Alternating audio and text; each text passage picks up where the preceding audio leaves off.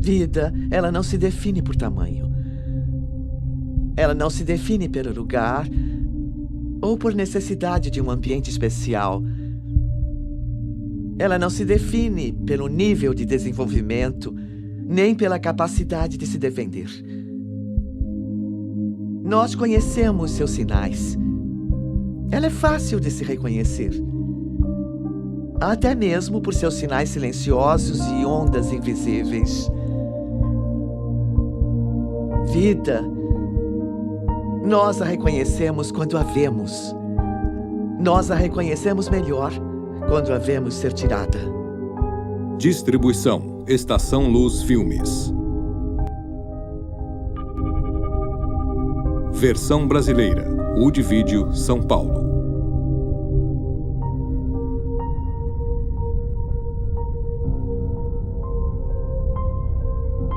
Olá, eu sou Alvida King. Meu tio, o Dr. Martin Luther King Jr., disse uma vez: a injustiça em qualquer lugar é uma ameaça à justiça em todo lugar.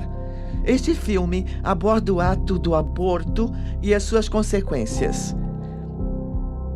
Você vai ouvir testemunhos individuais da vida real e comentários de especialistas ao embarcar nesta jornada que aborda o que acontece na indústria do aborto e como vidas são impactadas. Poucos marcos culturais são tão visíveis ou têm um impacto de tão grande magnitude sobre a nossa sociedade. E ele surgiu mediante a manipulação dos mais sugestionáveis numa campanha de mentiras, burlando o poder legislativo. Esta campanha foi conduzida perante nossas instituições judiciárias não eleitas, que não respondem ao povo. A justiça tornou o aborto um direito da mulher, a autoridade de decidir sobre o próprio corpo e sobre a vida independente que se desenvolve dentro dela. Empregaram eufemismos para fazer a criança parecer menos que humana. Um massacre sancionado não sob a autoridade constitucional, mas dos recantos mais sombrios dos corações dos homens. Efetivamente, é o direito de assassinar. Para justificá-lo, a justiça ignorou fatos científicos incontestáveis. Estava tão claro em 73 quanto está hoje, como estava ainda em meados do século XIX, quando as legislaturas estaduais regulamentaram o aborto, alterando as leis em vigor, segundo as quais o aborto era ilegal, mas só após haver movimentos fetais. Esta mudança veio após a declaração da ciência, segundo a qual a vida humana se inicia na concepção.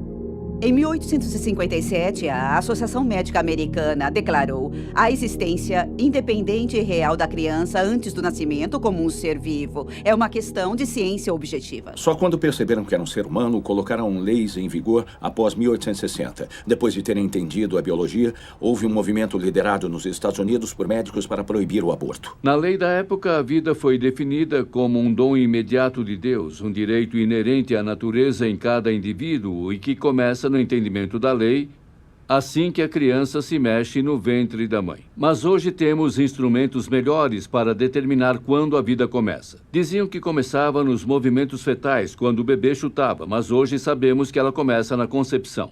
O ministro Harry Blackman disse: mas ora, a religião, a ciência, a filosofia, todos discordam sobre o início da vida. Portanto, a justiça não irá se posicionar a respeito do assunto. No caso Roe contra Wade, foi dito que neste estágio do desenvolvimento do conhecimento não se sabe quando a vida humana se inicia. Ora, isso é uma mentira intelectualmente desonesta. Muito bem. Este argumento de que não se sabe quando a vida começa é um argumento baseado em nenhum fato biológico. Um relatório do Senado afirma que médicos, biólogos e outros cientistas concordam que a concepção marca o início da vida de um ser humano, um ser que está vivo e um membro da espécie humana. Há um esmagador consenso a respeito da questão em inúmeras obras médicas, biológicas e científicas. Com certeza trata-se não do corpo da mulher, entretanto dessa nova vida, desse novo embrião, esse novo início, como um ser humano distinto. Mas para saber ser um ser humano, não me interessa o que a jurisprudência diz, não me interessa o que a própria história diz, o que a filosofia diz, não me interessa o que a tecnologia diz. Se eu sou um legislador, eu quero saber o que a ciência diz de quando há um ser humano. E mesmo nessa época, em 73, a ciência era clara. O ser humano existe no primeiro dia. A grande ignorância quanto à mera biologia geral. Entende? É impressionante. Porque estamos numa situação onde existem políticos que começam a citar frases tipo do século XIII, entende? Que não se sabe quando a vida começa. Porque qualquer um com consciência sabe quando a vida começa. Ou seja, a literatura já existe, a ciência está pronta. Ao derrubar as leis contra o aborto, a justiça inventou um direito das mulheres que nunca existiu e subtraiu dos nascituros um direito que sempre existiu, sem que um estatuto definisse explicitamente. Se cada pessoa no planeta possui o direito inerente à vida, ele principia quando ela se torna um ser humano.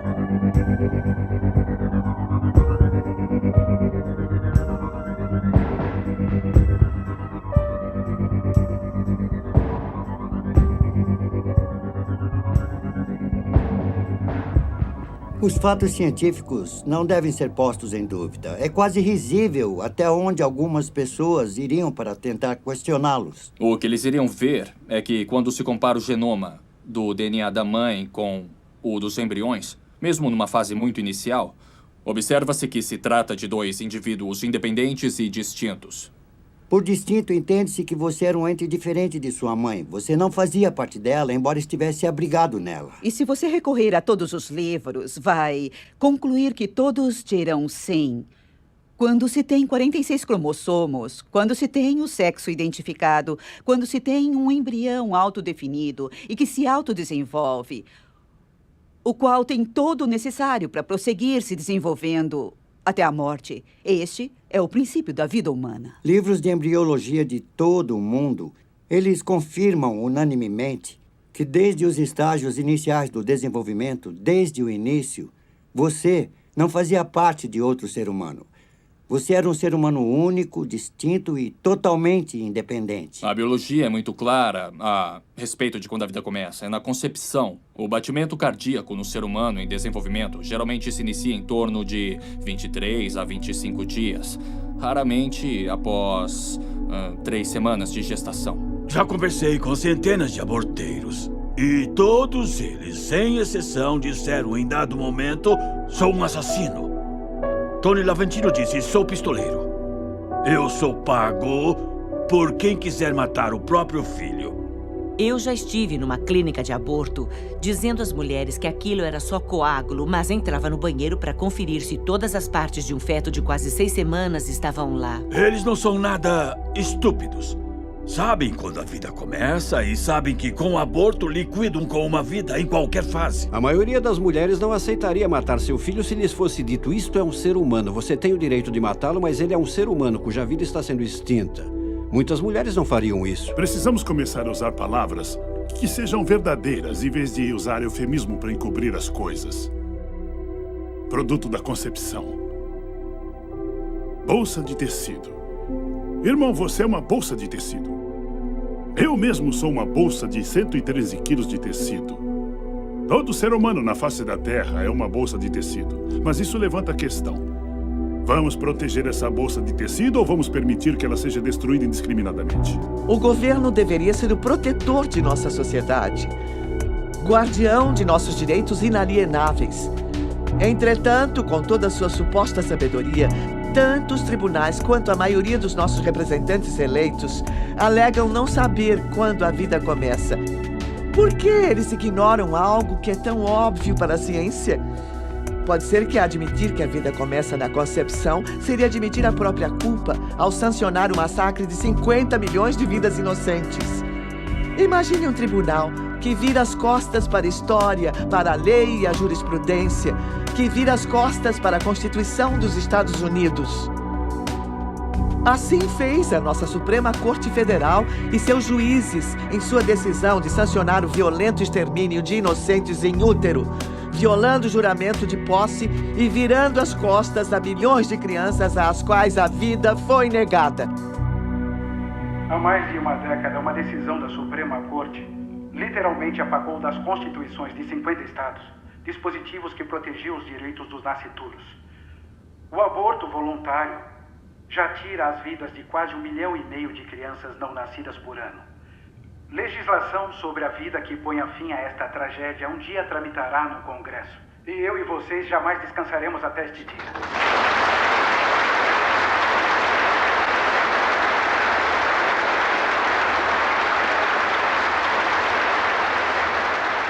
A menos que, até que seja provado, que o nascituro não é um ser vivo, os seus direitos à vida, a liberdade e a busca da felicidade devem ser totalmente protegidos. Os autores da Constituição disseram, de modo a assegurar as bênçãos da liberdade para nós mesmos e para a nossa descendência, nós promulgamos e estabelecemos esta Constituição para os Estados Unidos da América. O objetivo principal da Constituição era proteger as gerações ainda não nascidas e assegurar os benefícios da liberdade. Nenhum tribunal tem autoridade para contradizer a Constituição. E quando a contradição é evidente, ela não deve ser seguida. Em virtude da Constituição não mencionar o aborto em nenhum momento, eles tinham que encontrar algum lugar. E a Justiça disse, ele é encontrado nas penumbras, que quer dizer nas sombras da Constituição. A Suprema Corte não pode revogar direitos que são tão inalienáveis. Então, Roe contra Wade e Doe contra Bolton são ficção, que já custou mais de 50 milhões de vidas. A Suprema Corte não concedeu o direito absoluto das mulheres matarem seus filhos nascitouros. Ao revogar o que sempre foi um direito natural, eles legitimaram um homicídio sob forma de aborto, tornando uma decisão médica confiada aos médicos e decidida em consulta com a mulher grávida. O caso Roe baseou-se no fato de que esta deve ser uma decisão entre a mulher e o médico. Numa visita anterior, ele até que abordou de forma bem descontraída a possibilidade de interromper a gravidez, caso o bebê tivesse algum problema genético. Meu oncologista foi bem flexível quanto ao que eu deveria fazer. Era a única opção que eu tinha e era a única maneira que eu poderia sobreviver. Então, ele me incentivou a fazer o aborto para salvar a minha vida e também para me livrar de um filho que seria totalmente incompatível com a vida em tratamento. Enquanto os defensores do aborto voluntário comemoravam a decisão do caso Roe, muitos profissionais de direito e até da esquerda radical sabiam que essa era uma decisão indefensável sob a perspectiva jurídica. Não bastou a justiça inventar um direito, ela o fez alheia à história e cega aos preceitos da ciência e da lei. Eu vou te dar o parecer do maior professor de direito liberal dos Estados Unidos, Larry Tribe, de Harvard. E, segundo ele, essa é uma posição indefensável. A própria Suprema Corte, em 1992, em paternidade planejada contra Casey, disse claramente que se fosse para eles uma questão de julgamento, a priori, se não houvesse jurisprudência, eles poderiam perfeitamente não contemplar o direito ao aborto. Então, esse tribunal passou a dizer que, como houve precedente em Roe contra Wade em 73, temos que respeitá-lo, o que é apenas uma péssima lógica jurídica que não é seguida em nenhuma outra área do direito. Hoje se define precedente como qualquer coisa que um juiz diz, uma vez que ele está acima de você. Porém, a maior autoridade não é o juiz, é a Constituição dos Estados Unidos. Em nenhuma outra área do direito se defende um precedente simplesmente porque ele existe, pois uma decisão errada é uma decisão inconstitucional. Então, no caso, se você respeita a Constituição, deve-se rejeitá-lo. O mito não é que eles não sejam filhos e que não sejam pessoas. O mito é que não podemos negar a proteção aos filhos enquanto no útero, mas reservá-la para nós mesmos. Na realidade, não podemos. Assim que você retira a proteção de qualquer um da família, individualmente ou em grupo, você o está negando a todos. O direito à vida está na 5ª emenda e na 14ª emenda da Constituição. Nela não figura o direito ao aborto. E os juízes usurparam seu papel de protetores da Constituição quando criaram um direito que nunca deveria estar na Constituição. A lei rege até os tribunais.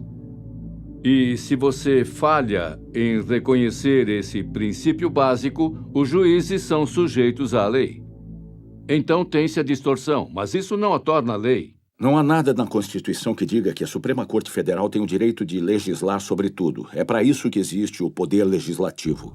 Cidadão consciente deve admitir que, se a política do governo sobre questões vitais que afetam todo o povo acaba sendo irrevogavelmente determinada por decisões da Suprema Corte Federal, as pessoas deixam de ser seus próprios governantes, tendo, dessa forma, praticamente delegado o seu poder às mãos da eminente corte. Bem que Abraham Lincoln, por ocasião do seu discurso de posse, disse basicamente que se a Suprema Corte é árbitro último do que a Constituição diz, então deixamos de ser os nossos próprios governantes e a Suprema Corte, então, é a nossa tirana. Um desfecho previsível que se desenrola a partir deste direito fabricado poderá ser visto num segmento da nossa sociedade.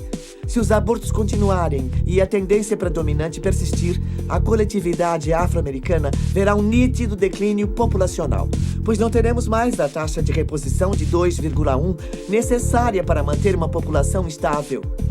Com o tempo, a nossa população distinta se tornará politicamente irrelevante. Tudo pelo que temos lutado e conquistado até hoje em nossa história não terá sido nada além de um breve momento, quando fizemos a diferença e tínhamos uma voz no palco político dos Estados Unidos. Silenciada pelas mãos dos pró-aborto. Nos Estados Unidos, após Roe contra Wade, cerca de 10% da raça branca foi dizimada via aborto e 28% da raça negra foi dizimada pelo aborto também. Para cada 5 mulheres afro-americanas que engravidam, 3 optam por abortar. Todos os dias, 1.452 crianças afro-americanas, dentro de um total de 4.000, morrem em útero via aborto. Afro-americanos constituem 12% da população, mas compõem 36% de todos os abortos. Então, somos desproporcionalmente afetados pelo aborto. E o aspecto racial disso é, sim, muito claro. Eles fazem abortos 2 vezes mais do que o resto da sociedade norte-americana. Isso não acontece por acaso. Abortos acontecem quando pessoas são um alvo. Após 35 anos de abortos, já perdemos 14 milhões de vidas. Utilizamos só 25% de todos os outros serviços, mas quase 45% dos abortos realizados. Cada mulher deve ter 2,1 filhos para manter uma população estável num país desenvolvido como os Estados Unidos. Como pela primeira vez em 2003 a natalidade negra ficou abaixo da taxa de 2,1 dentro dos próximos anos, a população negra atual entrará em declínio. Como afro-americano, eu sei que a maioria das pessoas considera a escravidão como sendo a pior coisa que já aconteceu nos Estados Unidos. Mas devido ao fato de eu estar aqui vivo hoje, e o aborto certamente não teria me facultado esse privilégio, então eu digo que o aborto é a pior coisa que já aconteceu nos Estados Unidos. Muita gente considera a escravidão como sendo a prática mais hedionda que o governo dos Estados Unidos já permitiu. E também há aqueles que sabem que até os africanos trazidos nos navios negreiros, que perderam a vida, talvez 1 ou 2 milhões, são apenas uma parte de uma grave prática opressiva que perdura até hoje. Nos Estados Unidos, desde Roe contra Wade, 14 milhões de bebês afro-americanos somaram-se ao contingente dos que vêm sendo oprimidos, seja pela cor da pele e, mais recentemente, pelo tempo de gestação. Eu creio que o maior fracasso em relação à questão do aborto tem sido a liderança negra. Estou muito preocupado que o clero negro e nossos representantes negros no Congresso e nossas organizações sociais, como a Associação Nacional para o Progresso das Pessoas de Cor, mantêm profundo silêncio sobre a questão. E se cala, então consente. Aí temos essa horrenda realidade, com as lideranças negras ajudando a perpetuar o genocídio de seu próprio povo.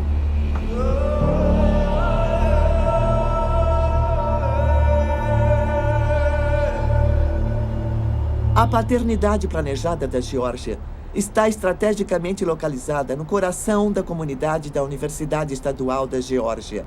Ao seu redor, você vê os prédios das faculdades e jovens estudantes por toda parte na comunidade. As pessoas imaginam, por que será que os jovens e até as crianças estão se iniciando no sexo cada vez mais cedo? Bem, não é tão difícil de descobrir. Você tem a paternidade planejada no centro da comunidade universitária, não muito longe das escolas de ensino médio e com jovens caminhando por toda parte, e que podem entrar lá e receber orientação de paternidade gratuita, anticoncepcionais a baixo preço e preservativos grátis. E quando tudo falha, eles fazem aborto. 20 anos após Roe contra Wade, as pessoas organizaram suas vidas pessoais em torno da disponibilidade do aborto como alternativa quando a contracepção falha. A paternidade planejada é um dos maiores distribuidores de recursos de controle de natalidade, mas eles falham 2 milhões de vezes por ano nos Estados Unidos. E o que vemos, segundo o Instituto Alan Guttmacher, que é um órgão de pesquisa da paternidade planejada, quase 2 em cada 3 mulheres praticando aborto usavam contraceptivos quando engravidaram. Assim, é uma maravilhosa forma autorrealimentada de se vender um produto. Aí o produto falha, aí se oferece às pessoas o aborto para corrigir a falha do produto que eles mesmos vendem. Tínhamos um programa de venda de abortos que se chamava de educação sexual. Era vencer a timidez natural, separá-las dos pais e de seus valores e nos tornarmos os especialistas em sexo das vidas delas para que recorressem a nós.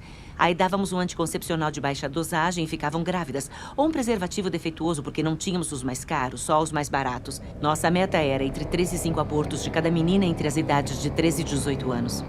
Sendo jovens de tenra idade, eles estão sexualmente ativos. E dizem que se conseguirem fazer uma menina de cerca de 16 anos fazer um aborto, ela irá fazer mais 3 ou 4. Porque ela permanece sexualmente ativa. Então, dão anticoncepcionais, oferecem as marcas mais baratas de tudo e ainda usam a máscara de que querem ajudar e enganam todo mundo. Oferecem um anticoncepcional de baixa dosagem que, para se exercer qualquer nível de atividade sexual, tem que ser tomado no mesmo horário todos os dias. A menina não respeita o horário e, ao perder o rigor, ela fica com o sistema desprotegido. A atividade sexual vai de 0 vezes por semana até entre 5 a 7 vezes por semana. Se ela não tomar a pílula corretamente, engravida. E para quem ela liga quando engravida? Liga para nós, os especialistas, e estamos a postos. Temos um roteiro planejado para superar cada uma das objeções. É assim em vendas. Superando a objeção, você vende o serviço, neste caso, o aborto. E quando ela liga, a primeira providência é tranquilizar. Então a menina confessa que acha que pode estar grávida e a aconselhadora, que é na verdade uma operadora de telemarketing treinada para fazer vendas por telefone, mas é chamada de aconselhadora, diz: nós podemos resolver seu problema, ninguém precisa saber. Aí a primeira pergunta é: qual foi o primeiro dia do seu último ciclo normal? E ela fornece a tal aconselhadora a data e ela diz: você está grávida de 8 semanas. Ela não diz que você pode estar grávida, ela não diz talvez, ela diz são 8 semanas. Aí ela planta a primeira semente neste longo canteiro de vendas e o mais triste é que na mente da garota ela é a autoridade. Ou seja, a especialista em gravidez e as perguntas são: isso é uma boa ou má notícia? Se fosse boa notícia, ela não estaria ligando para uma clínica de aborto. O amor é má notícia. E quando ela responde má notícia, tal aconselhadora aproveita, porque agora tem que identificar o medo para usá-lo, para reforçar a decisão do aborto a todo momento, se ela for desistir. E se ela disser: olha, talvez eu precise pensar no assunto, seus pais vão te matar, você tem que fazer mais um aborto vendido. A paternidade planejada ajuda as pessoas sob a influência de Margaret Sanger, a fundadora, para esterilizar pessoas, para abortar bebês, para matar bebês e mutilar mulheres. A paternidade planejada realiza a maioria dos abortos nos Estados Unidos, sob o nome de algo que parece tão útil: paternidade planejada. Margaret Sanger disse que queria livrar o mundo dos parasitas humanos, e os nazistas disseram exatamente a mesma coisa: vidas que não merecem viver. Ela é racista e eugenista, e a finalidade de sua organização, que era originalmente chamada Liga Americana de Controle de Natalidade, foi resumida num cabeçalho da revista Boletim do Controle da Natalidade como sendo criar uma raça de puros sangues. Outra frase era controle natal, um farol seguro em nossas trevas raciais. Um dos membros que integrou a cúpula, um de seus assessores de maior confiança, foi Lothrop Stoddard, que escreveu um livro em 1922 chamado A Emergente Onda de Cor contra a Hegemonia Branca Mundial, no qual ele disse que cruzamentos com o negro sempre foram fatais. Margaret Sanger, quando fundou a Liga Americana de Controle de Natalidade, mais tarde Paternidade Planejada, tinha uma agenda eugenista para, entre aspas, eliminar as raças inferiores. A paternidade planejada até hoje se recusa a admitir que Margaret Sanger é racista.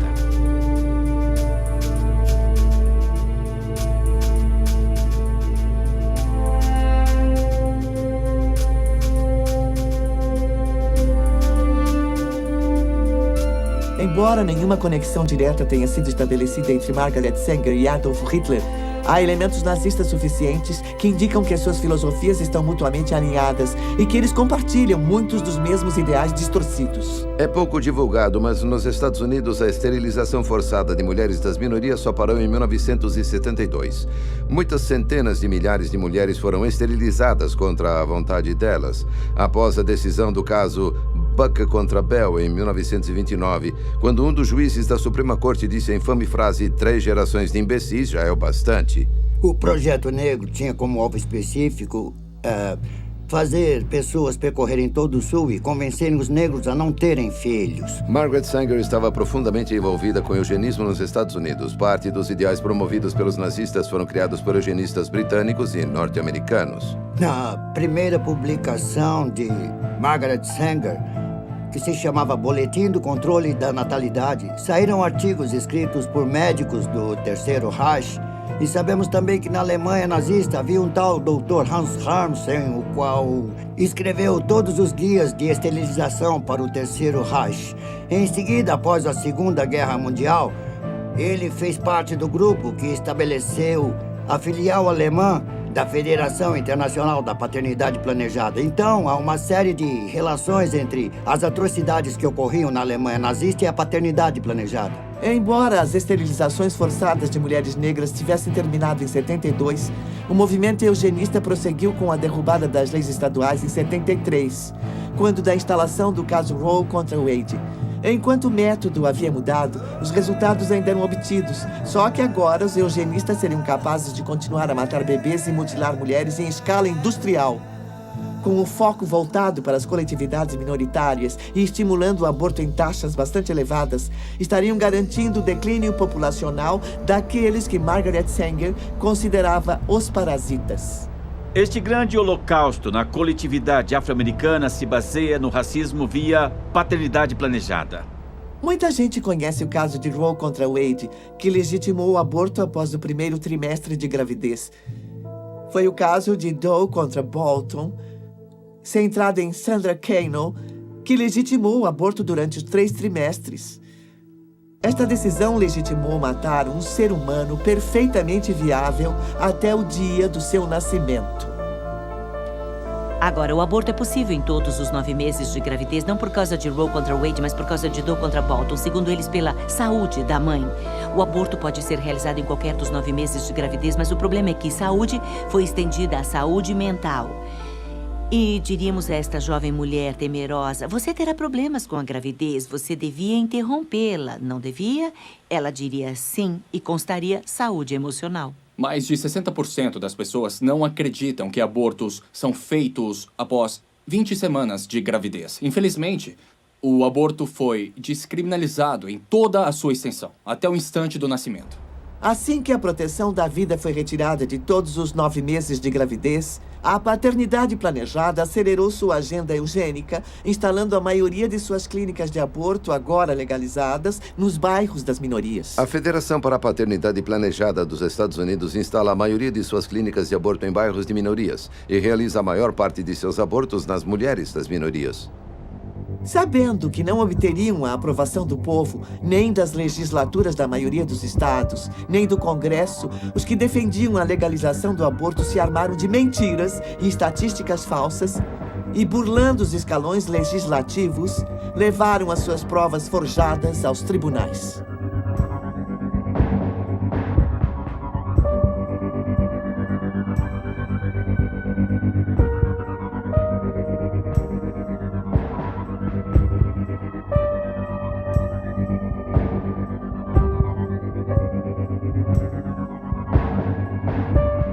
Havia dados verdadeiros antes do aborto ser legalizado, quando entre 40 e 70 mulheres morriam por ano por abortos nos Estados Unidos. Mas o problema é que então todos eram amplamente divulgados e depois de Roe contra Wade foram omitidos. Por isso nós cremos que entre 50 e 100 mulheres morrendo pelo chamado aborto legal é provavelmente ainda o número mais preciso nos Estados Unidos.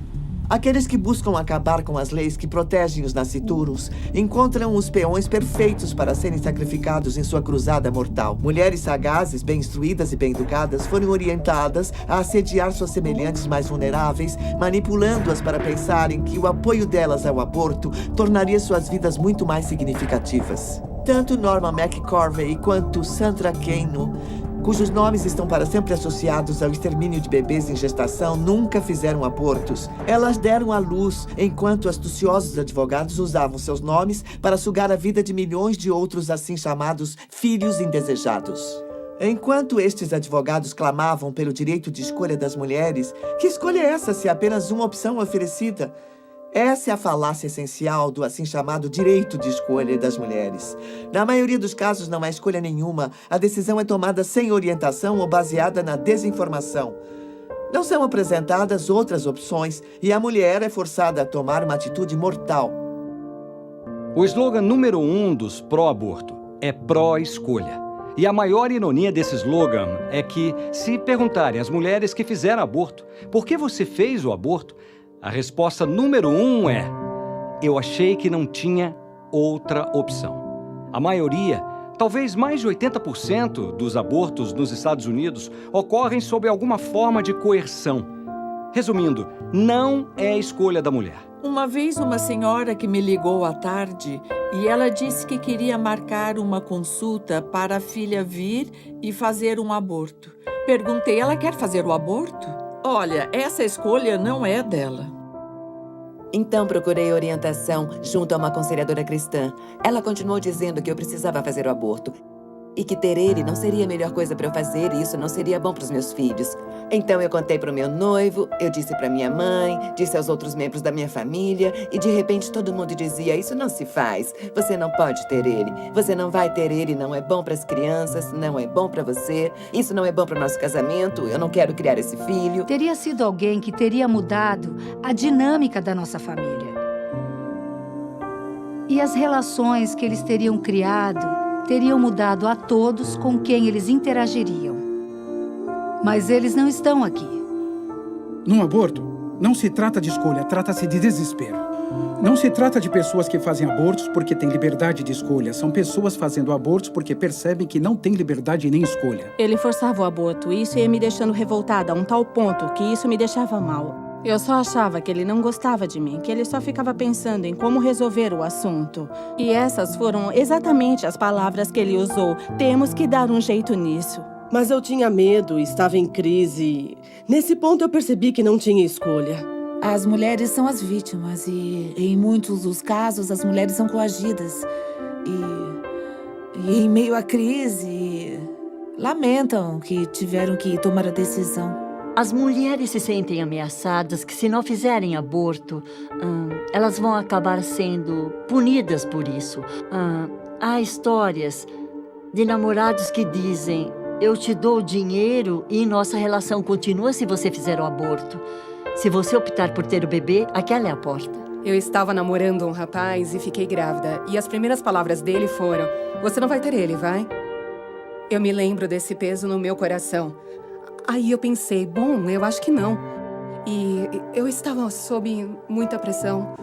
Simplesmente eu acho que a minha opção não foi por escolha. Eu acho que foi...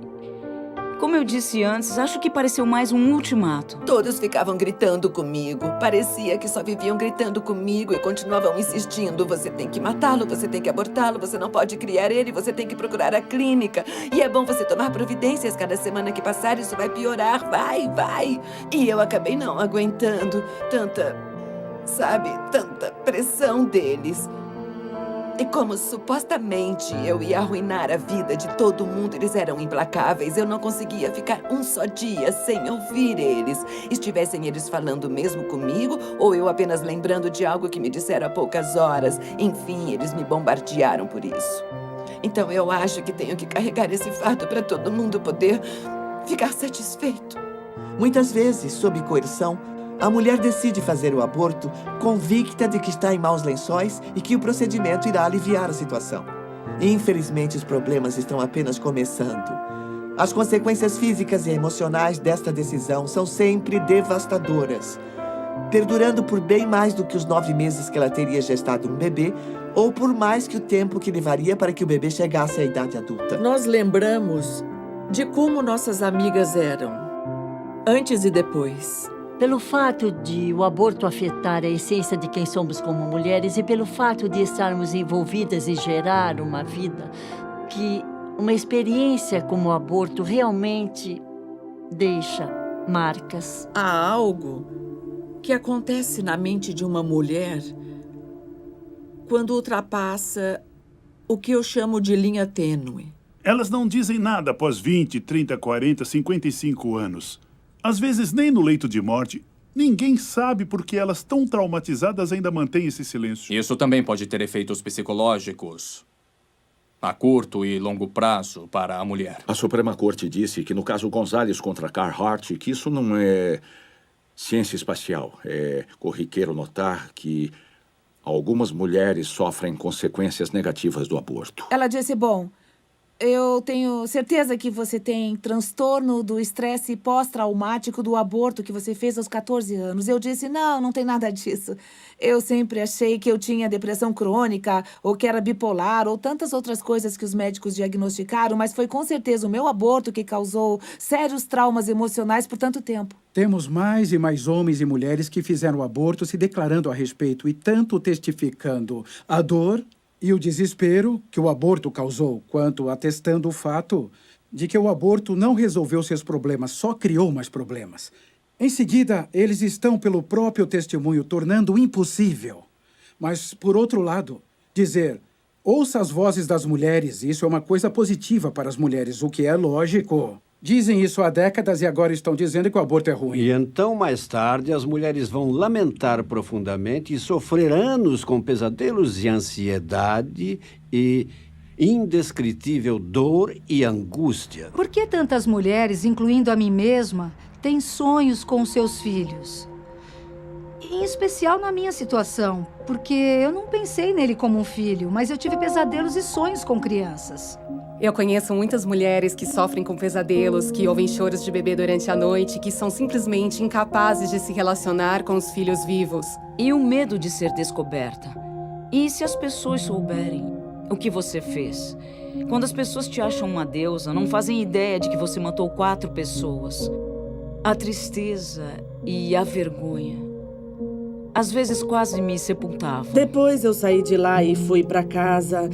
Acho que foram os hormônios ou a ficha não caiu, mas as emoções, a realidade de tudo que aconteceu, e eu só me lembro de me encolher num canto e arrancar meus cabelos. Eu só pensava, eu não acredito, não acreditava que tinha feito aquilo. Em vez de só passar por uma crise de gravidez de 9 meses, eu já passei por 20 anos de inferno na Terra, só por exercer o meu direito de escolha. As mulheres dizem com frequência, não me disseram que eu ia sofrer por anos com meu aborto. Ninguém me disse que eu teria pesadelos com meu bebê. Não me avisaram que eu viria a me arrepender tão amargamente que ia preferir me matar a continuar a viver. Não. Daqui a 10 minutos você não vai nem lembrar. Isso é mentira. Um dos efeitos mais devastadores do aborto em muitas mulheres é o suicídio. Há estudos indicando que adolescentes que fazem aborto têm até 6 vezes mais chances de tirar a própria vida no prazo de 1 ano após terem interrompido a gravidez. E muitas mais ainda planejam e até tentam o suicídio numa tentativa de pôr um fim à dor que sentem. Não se fala em estatísticas precisas, mas suicídios e tentativas de suicídio entre mulheres que se submeteram ao aborto são uma realidade que o outro lado se recusa a admitir. Cheguei a achar que a única maneira de escapar do tormento era tirar a minha própria vida. E, sendo a covarde que eu era, eu bebi o máximo que eu pude, entrei na minha banheira cheia d'água e, com uma lâmina de barbear, eu cortei os meus pulsos e eu apenas fiquei lá deitada olhando a água da banheira ficar vermelha. Não era uma coisa que estava acontecendo conscientemente, que eu pudesse dizer, puxa, estou tão triste por eu ter feito o aborto, que eu vou usar essas drogas. Era apenas um profundo sentimento de vazio e desesperança, que não havia mais nada pelo que valesse a pena viver. E planejei como eu ia acabar com a minha vida, sabe? tantas vezes. Eu fui diagnosticada com depressão clínica em 91. Com certeza foi devido aos abortos. Eu me tornei extremamente suicida depois dos abortos. E eu cheguei ao ponto de tentar tirar a minha vida várias vezes. Tinha 12 anos de idade. Ela entrou mascando chiclete e estava tão descontraída. Ela fez o aborto e voltou 2 semanas depois para a consulta. Ela não saía mais do quarto, não saía. Abriram a porta e ela estava lá. Ela tinha um caco de vidro e cortou os pulsos. 12 anos de idade. Mas todas chegamos ao momento em que nos damos conta de que éramos mães e que matamos nossos filhos. É doentio, uma sensação mórbida. Avisos raramente são oferecidos. As mulheres quase nunca ouvem a história inteira do que estão se envolvendo quando autorizam um aborteiro a matar o bebê dentro delas. Nem sobre as consequências e efeitos conhecidos, como câncer de mama, vertigens e outros traumas femininos, ainda que eles só afetem metade das mulheres ou 1/4 das mulheres. Não seria melhor deixá-las saber o que elas podem sofrer por sua escolha? Não seria também sensato que elas soubessem de todos os riscos envolvidos? O governo exige advertências quanto a todo perigo potencial. Cada maço de cigarros, cada garrafa de bebida alcoólica, cada embalagem de medicação traz um aviso de possíveis riscos à saúde. Por que não um aviso sobre algo tão traumatizante, tão potencialmente nocivo como um aborto? Há numerosas provas quanto às consequências físicas e psicológicas e houve uma grande pesquisa na Nova Zelândia há cerca de 2 anos que mostrou as consequências a longo prazo. Muitas mulheres tornam-se inférteis. Elas sofrem outros problemas do aparelho reprodutivo e acabam tendo de fazer esterectomia total. Serão incapazes de conceber ou de ter outros filhos. Numa das mulheres, a potência da máquina de sucção que faz o aborto foi tão forte que provocou o prolapso das trompas de Falópio e ela nunca mais pôde ter filhos.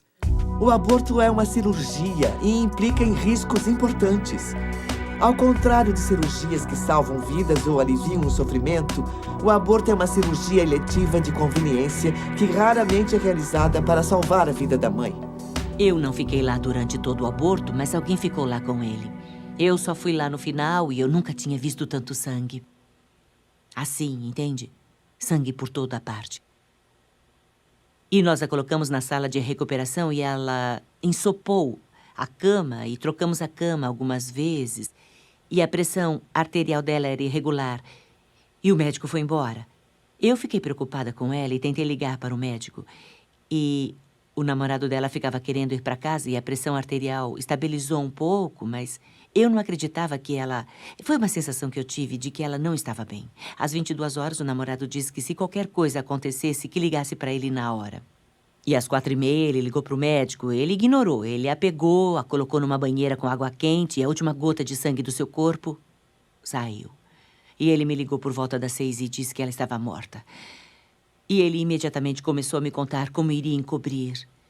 E, de alguma forma, deu tudo certo. A autópsia não revelou nada, não houve processo, nada aconteceu, os jornais não ligaram, ninguém apareceu. Nós matamos aquela mulher e fizemos abortos no dia seguinte. E muitas vezes vemos mulheres jovens que morreram por aborto e na certidão de óbito se lê alguma coisa como gangrena espontânea do ovário, complicações terapêuticas ou coisas do gênero. As famílias ficam tão abaladas com o que acontece e envergonhadas com a filha que fez o aborto e morreu em virtude dele que não se manifestam. Veja que o aborto torna o médico quase imune a processos, pois a mulher fica tão constrangida por fazer um aborto que mesmo se for por imperícia dele, ela tiver que fazer esterectomia, ninguém conta nada sobre isso a ninguém. Nunca. Porque não querem que ninguém saiba. Tivemos uma garota de 22 anos, uma modelo, que entrou dançando, pulou em cima da mesa, disse ao médico rindo que ela não usava calcinha, com 22 semanas de gestação. Colocamos ela na mesa e há um procedimento chamado manobra de Hansen, que o médico pode fazer sozinho ou alguém pode fazê-lo, mas eu fiz com bebês grandes, 2 abortos de bebê grande. Eu segurei os bebês e se diz, a cabeça está aqui, os pés aqui, as nádegas aqui, e você gentilmente empurra o bebê para baixo contra o aparelho. E a primeira vez que o médico introduziu, tirou o aumento, que é o forro dos intestinos. Ele literalmente perfurou o útero dela e estava puxando as tripas para fora pelo útero da primeira vez que ele introduziu a aparelhagem. E a segunda vez que ele introduziu, ele puxou os intestinos e aí empurrou tudo de volta. Com o bebê vivo, acordamos a mulher, colocamos ela no carro porque é péssima. Péssima publicidade. Imagine ter uma ambulância na frente de uma clínica de aborto. Isso não se quer. Então, colocamos ela no meu carro e não a levamos ao hospital mais próximo. Nós não a levamos ao hospital que seria melhor para cuidar dela. Nós atravessamos a cidade até um hospital que nos ajudaria a encobrir o que foi feito. O cirurgião levou essa menina com um bebê completamente formado dentro dela, com os intestinos dela saindo pela vagina, até a sala de cirurgia lá em cima. 7 médicos operaram esse bebê dentro da garota. Tiveram que fazer a colostomia, a ressecção do intestino para esvaziá-lo no saco. Aí retiraram o bebê, enrolaram em lençóis descartáveis e colocaram no incinerador do hospital. E todos os 7 médicos falsificaram o laudo. Nós matamos aquele bebê assim. Os médicos falsificaram o laudo, dissemos à garota que ela teve gestação abdominal e ela não nos processou. No caso Roe contra Wade, a justiça tornou a questão do aborto uma decisão entre a mulher e o seu médico. A verdadeira consequência disso é que a decisão entre ter o bebê ou encerrar a sua vida, na grande maioria dos casos, é delegada à mulher em crise, numa consulta com uma pessoa que ganha vida vendendo abortos. A sineta da caixa registradora ocupou o lugar do choro do recém-nascido. A maioria das mulheres nos Estados Unidos que fizeram aborto vão lhe dizer que elas nunca viram um aborteiro. Elas nunca veem esse médico até ele estar entre as pernas dela na clínica de aborto, violando-a com os instrumentos. As mulheres quase nunca consultam seus médicos. Elas procuram umas clínicas. Elas decidem que querem fazer o aborto. Então, essa ideia da importância do papel do médico pessoal é uma fantasia. Com o sucesso de Roe contra Wade na justiça, a organização eugênico-racista de Margaret Sanger tornou-se parte da cultura dos Estados Unidos. Uma nova indústria multibilionária foi iniciada, encabeçada pela paternidade planejada. Uma indústria que mantém a sua influência e poder através dos mesmos argumentos e mentiras originalmente usadas para descriminalizar o aborto em 73. Há 2 grandes mentiras sobre o aborto. A primeira não é um bebê. E a segunda é bom para as mulheres. Devemos também considerar outro interesse da paternidade planejada na indústria do aborto. O desejo de ganhar dinheiro para promover a causa. Dinheiro que é ganho vendendo educação sexual, vendendo contraceptivos que sabem que vão falhar milhões de vezes por ano, e depois vendendo abortos como meio de reparar as falhas, e às vezes até vendendo parte dos corpos dos bebês mortos pelos abortos. É fácil perceber que a indústria do aborto é um ciclo vicioso infinito de lucratividade. E é justamente quando as mulheres planejam a maternidade que a indústria do aborto perde. Eu não acredito que alguém imaginasse que veríamos uma indústria que se tornaria tão grande, uma indústria de dinheiro que é amplamente desregulamentada para realizar abortos. A paternidade planejada foi autorizada a entrar e dar palestras. Outras organizações dão palestras. Professores liberais dão explicações durante aulas de educação sexual. Ninguém fala em bebê. É produto da concepção, que pode ser removido se você não o quiser. Ao legalizar o aborto, a Suprema Corte abriu as comportas para que a indústria possa faturar bilhões de dólares com o sofrimento e a dor de mulheres e a morte de milhões de bebês inocentes, através da exploração da delicada situação em que muitas mulheres se encontram. No instante em que a mulher se vê mais vulnerável, aborteiros legitimados pela justiça oferecem um serviço que promete resolver o problema. Mas, ao contrário de outras empresas, eles deixam suas clientes sofrerem com as consequências sem oferecerem garantias nem reembolso quando o produto deles apresenta defeito.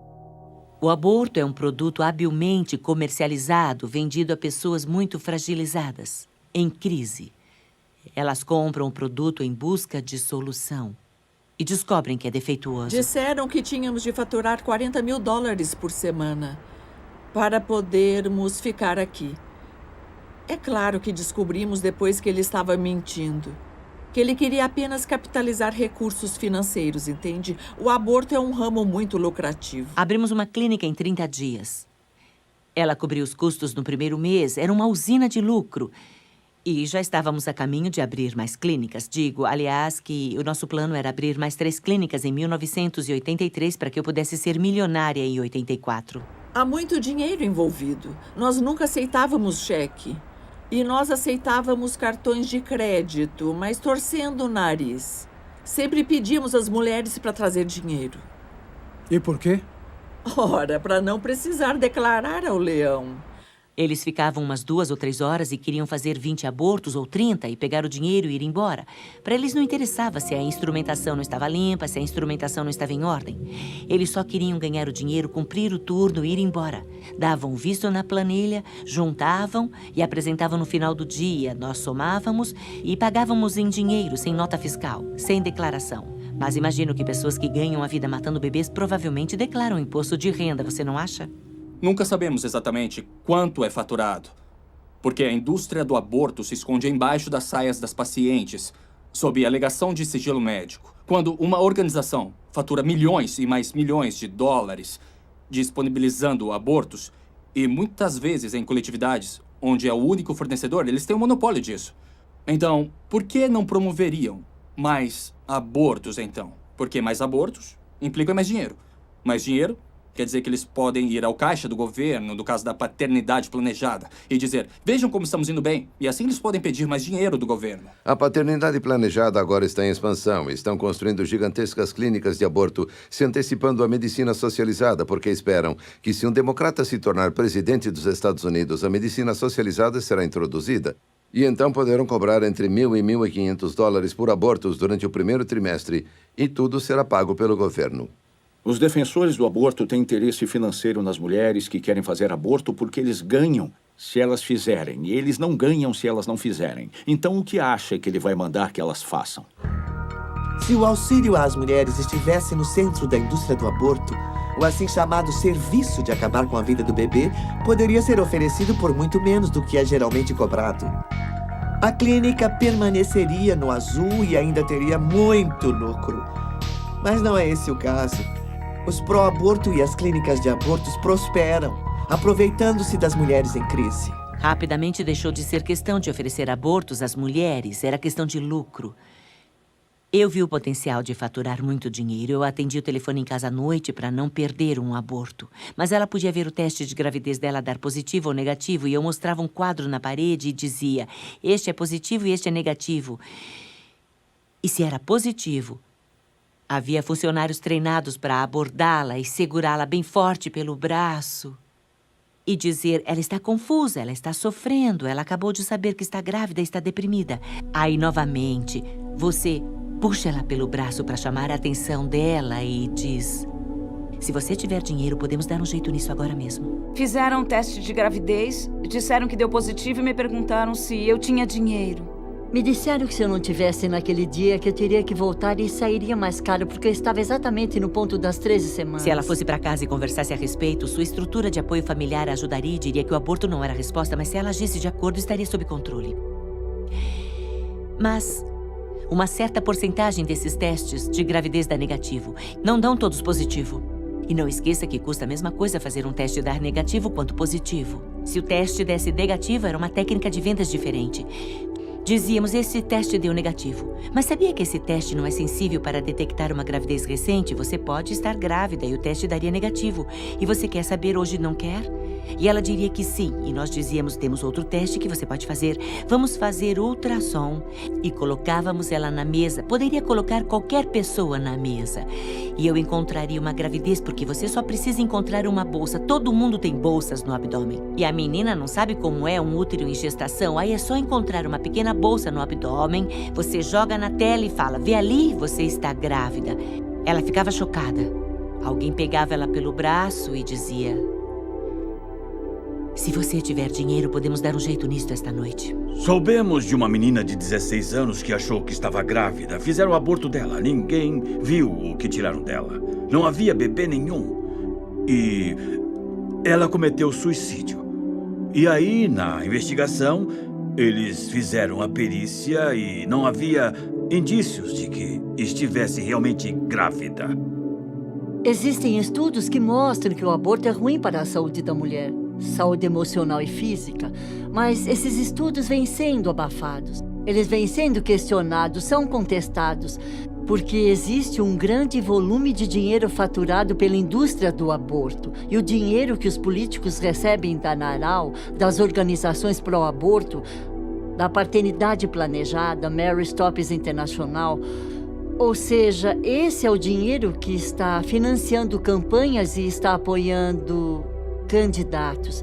Ninguém vai contra esse dinheiro, nem se manifesta contra ele. O aborto tem profundas consequências, as quais aqueles que lucram com ele não querem que as mulheres saibam.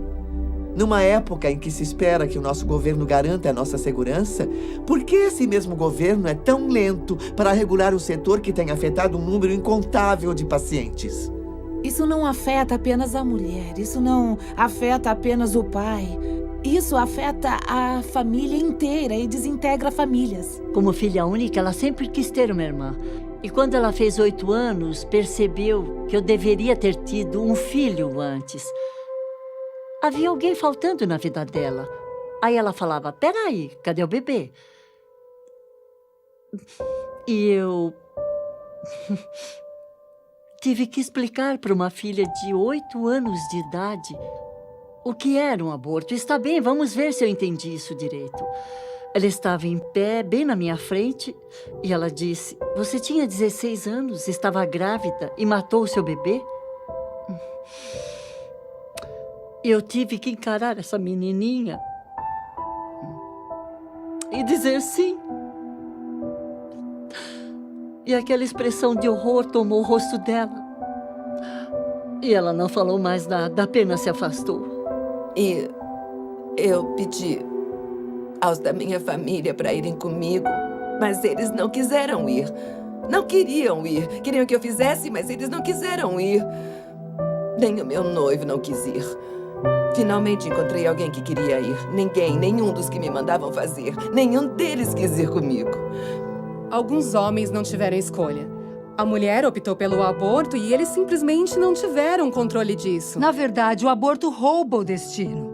Não só das mulheres, mas dos homens que estão envolvidos. Dos homens que perderam filhos, das famílias deles. Ele destrói relacionamentos. Um homem veio até a nossa mesa. Eu estava no stand e fui explicar para ele o nosso trabalho. E ele olhou para mim e as lágrimas começaram a correr pelo rosto dele. E ele soluçava igual um bebê e disse, já faz 35 anos e ainda dói tanto que parece ainda hoje, sabe? Não podemos mais nos calar.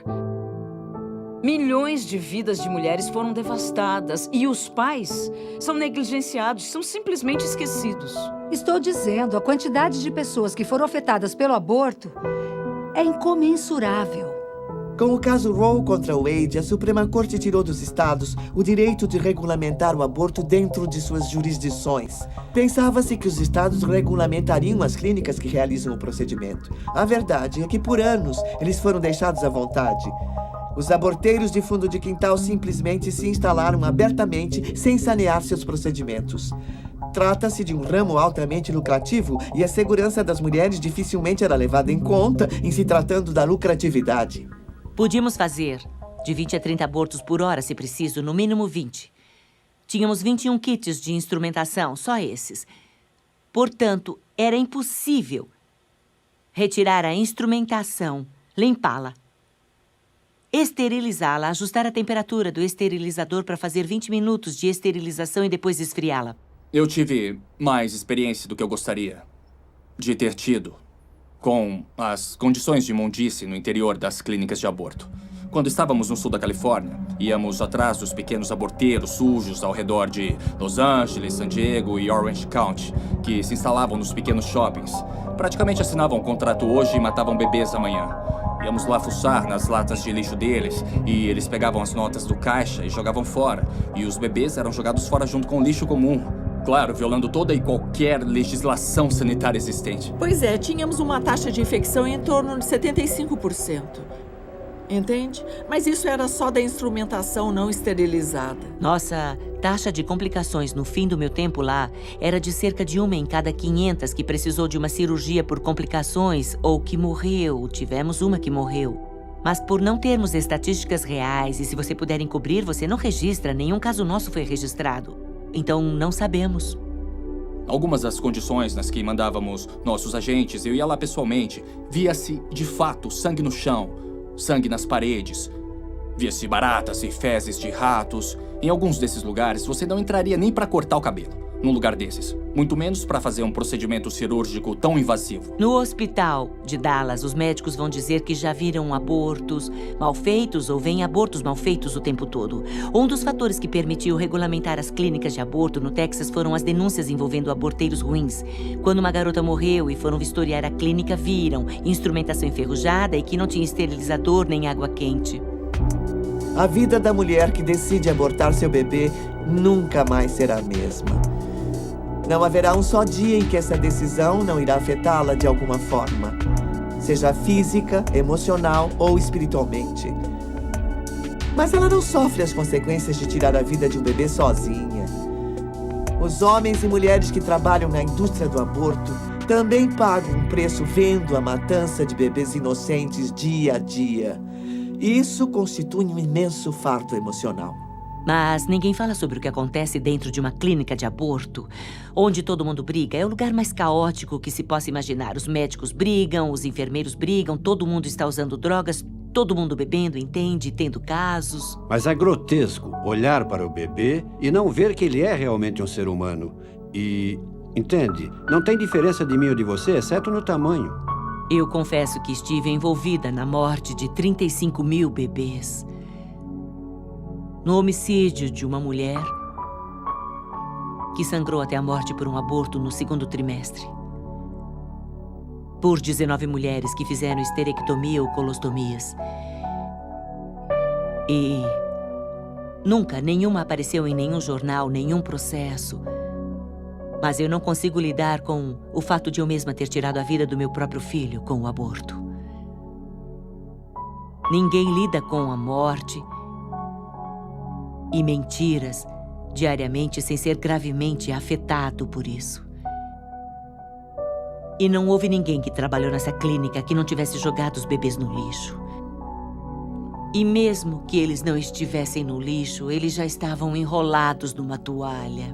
Eu solicitei a um colega ginecologista que realizava abortos na época que colocasse um captador de ultrassom no abdômen de mulheres que estavam fazendo abortos, que mostrasse o feto sendo caçado pelo aborteiro e que finalmente acabava morto, aspirado e destroçado.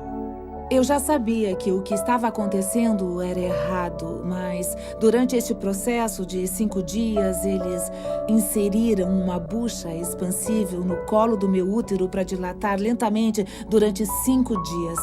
Lá pelo 3º dia, eu estava deitada numa maca e o bebê começou a chutar demais naquela maca.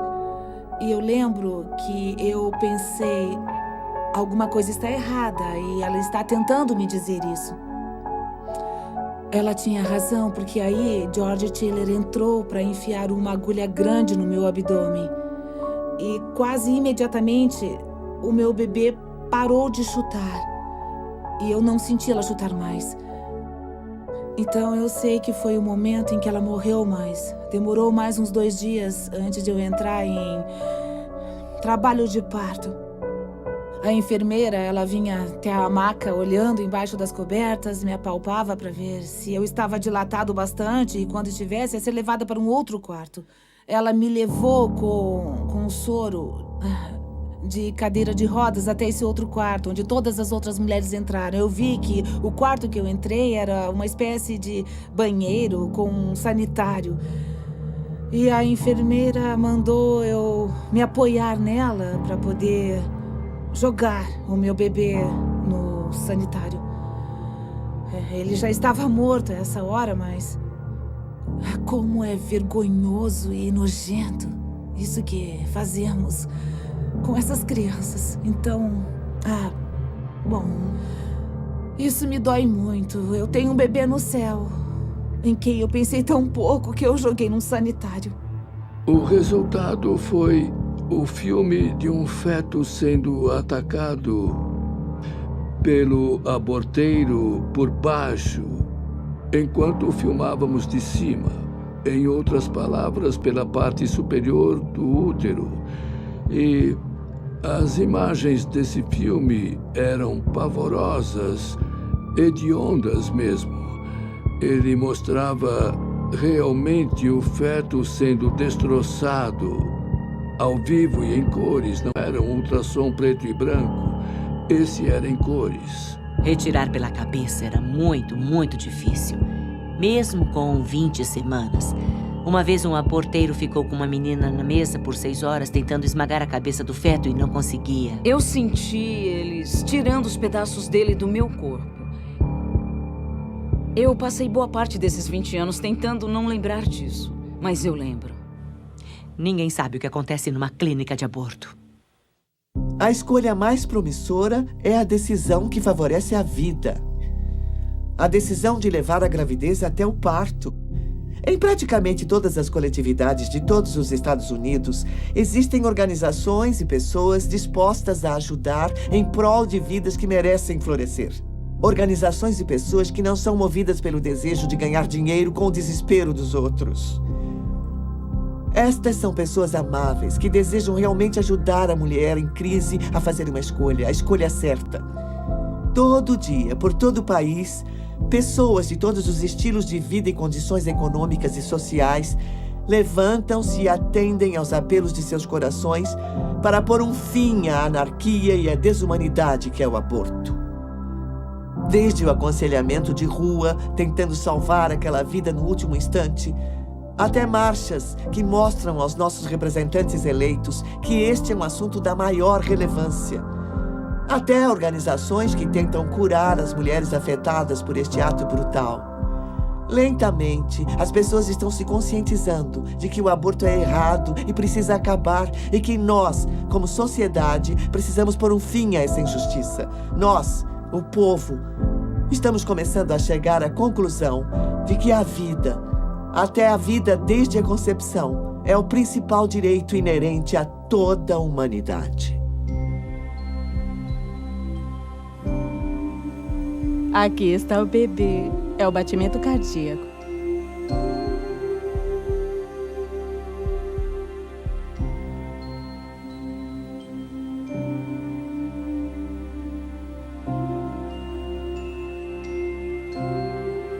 Parece até de uma pessoa adulta. A frequência cardíaca é de 176 batimentos por minuto. Nossa! É. Sério mesmo? Uhum. É perfeitamente normal. Isso é normal? É normal. À medida que a gravidez progride, ele vai diminuindo. Eu sei que o coração bate rápido no começo.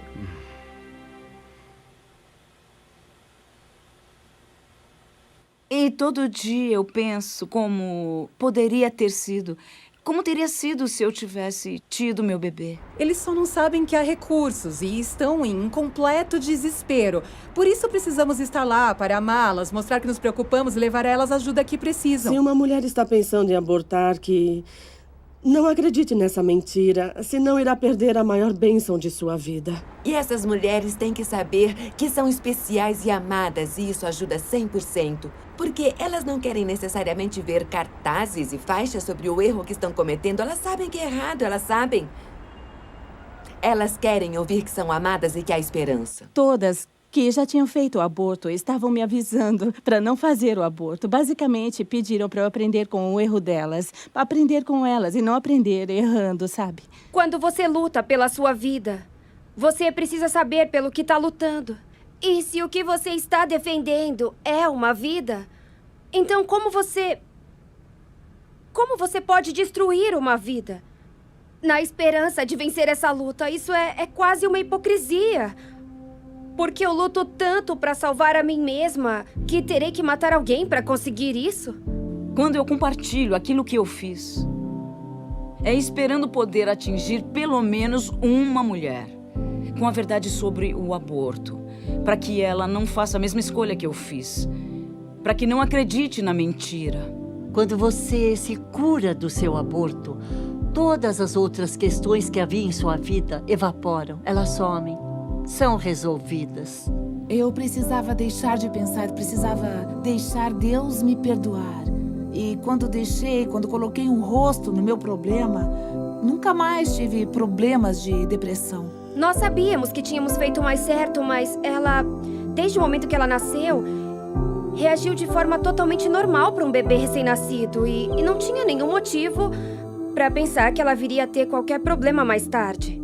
Tive um menino. Ele está com 2 anos agora. Se olharmos isso em termos de continuidade, eu sei que os cientistas gostam de distinguir. É lógico, nós dividimos as coisas em categorias diferentes, porque é assim que enxergamos. É o melhor meio de podermos considerar os fatos científicos que estamos encontrando. Mas o fato que não muda é que essa entidade genética, que inclusive já tem um gênero, deve prosseguir até morrer. Eu acho que se em algum momento um dos pais me pedisse para não abortá-los, certamente teria tido os bebês. Eu mantive o meu bebê até nascer e eu a entreguei para adoção. E estou feliz pelo que fiz. O aborto é, para mim, a derradeira exploração das mulheres.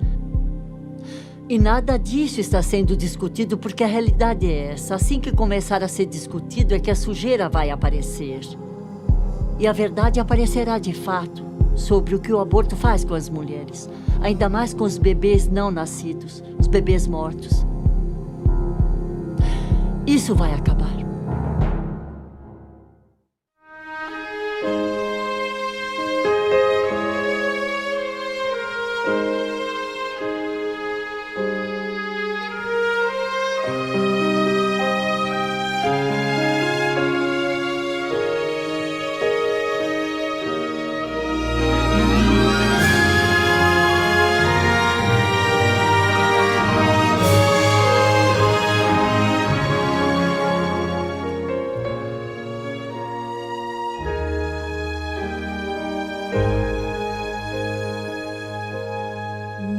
Be still when your back's against the wall. Victory, there seems no hope at all. I'll be your wings that soar so high, this side of paradise. Now be still until strong. Here I am, I'm your fire when it's cold.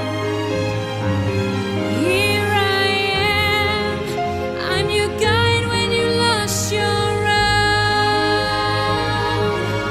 I'm your armor in the fields of war, when the enemy storms the door. Here I am forevermore.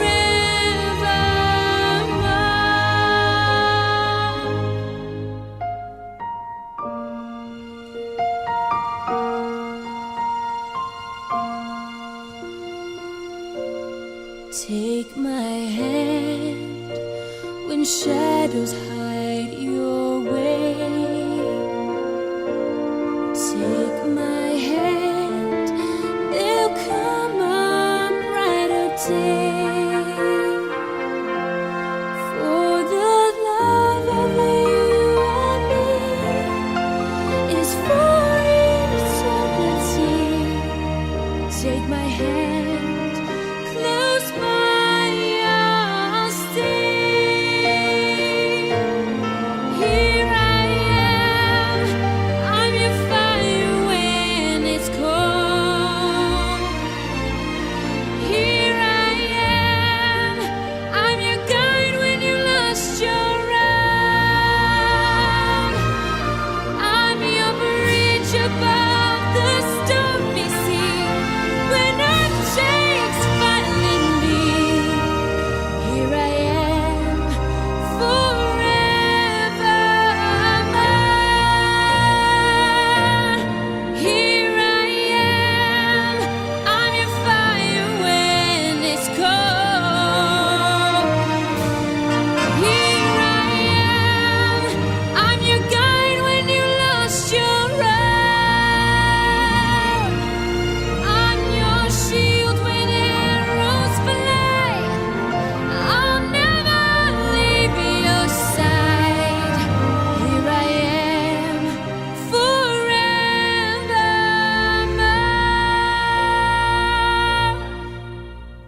Here I